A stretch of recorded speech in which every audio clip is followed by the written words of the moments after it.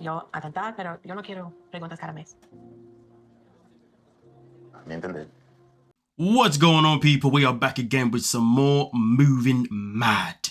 And you know, this is the thing that I always have, an issue I always have when it comes to Danielle and Yohan. And that is the communication aspect of things. Now, in this episode, Yohan decides to bring in a third party, someone to be a translator, because he wanted to have serious conversations with Danielle regarding what to do next when it comes to having a child. Now, of course, at this moment in time, Danielle's possibilities of having another child are very, very slim, both naturally and also even if they were to go in an artificial way. But of course, the artificial way would be more promising than the natural way. But here's the thing though. The way I look at it is this.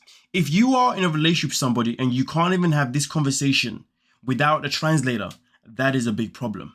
Because in reality, why is it so hard for Yohan to understand that, hey, guess what? Danielle's a woman. And because she's a woman, guess what? Her body may not be however you want it to be just because you want to have children.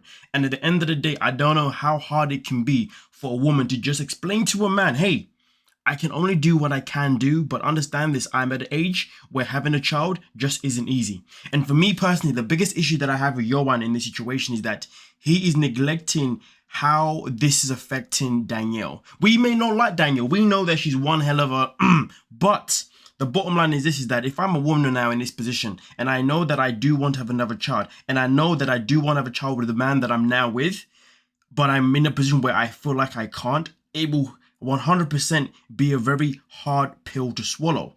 Because at the end of the day, one of the biggest fears I can imagine that some women have in this world is the ability to not be able to have a child. Because some women live under the pressure of, if I can't give a child to my man, then my man may not want to be with me and he may decide to look elsewhere. And because that is one of the pressures that some women go under, or go through, shall I say, this is where, for me personally, it bothers me how Yohan is going about it. It bothers me that Yohan and Danielle can't just have a conversation about it without having a third party. They don't necessarily need to translate for these conversations up in particular, because this is a conversation, as a man, you should be considering that it is not your body that is going to be in this position. You got to understand that it is not your mental health that is necessarily also going to be impacted. And at the end of the day, if you really and truly did want to have a child, why would you invest yourself in a relationship with a woman who has a slimmer chance of doing that? Instead of going through the headache, you should have just gone for a woman that was younger. But here's the thing though. That was one aspect of the conversation or that he wanted to have with Danielle. That was a serious note where obviously he needed to have a translator, which again, I'd still disagree that a translator probably wasn't needed for this one, because this is legit a common sense type situation. But of course, we live in a world where a lot of people just want to ignore logic. They just want to ignore factual things about the human body, about the female body. But listen, we continue. I'm just saying, like, in my experience, I've raised thousands of kids at this point, over 20 years, and I see, like, what choices lead to what outcomes. I want the best outcome for our family. Now, of course, the last time we saw Danielle and Yohan, Danielle made comments about how his family raises children and how that is not really something that she would like to do. She'd want to raise, their child in a different way.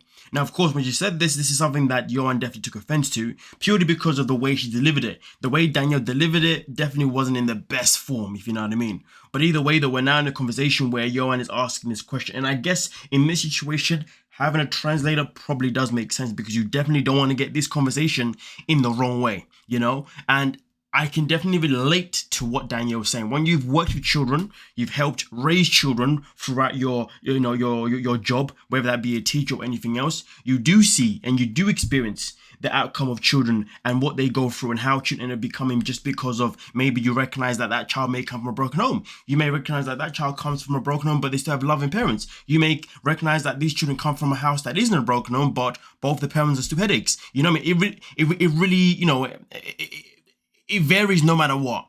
So in reality, I do understand Danielle's concerns about obviously what she may have witnessed in Yohan's family. But of course, it is not something to say that, hey, I am insulting your family. I'm just saying that at the end of the day, from my experiences, and not only just being a single mom and raising my own child, but most importantly, from my experience of just working with children and seeing how they all turn out based on their backgrounds and how they were raised, I'm just saying that there's a way that I would like our children to be raised. And to be honest, it just doesn't really fall down in the line of the way your family raises children. And again, that's not me saying it's a wrong.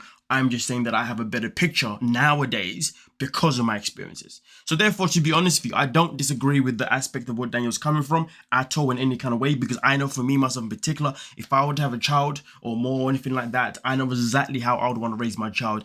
And that is just due to fact, one, how I was raised, and two, what I've seen with children that I've worked with, and I've seen how life is impacting the home based on certain things, if you know what I mean. But either way though, you guys let me know what you're thinking down below in the comment section and we'll talk about it. Don't forget to like, subscribe, and of course, peace.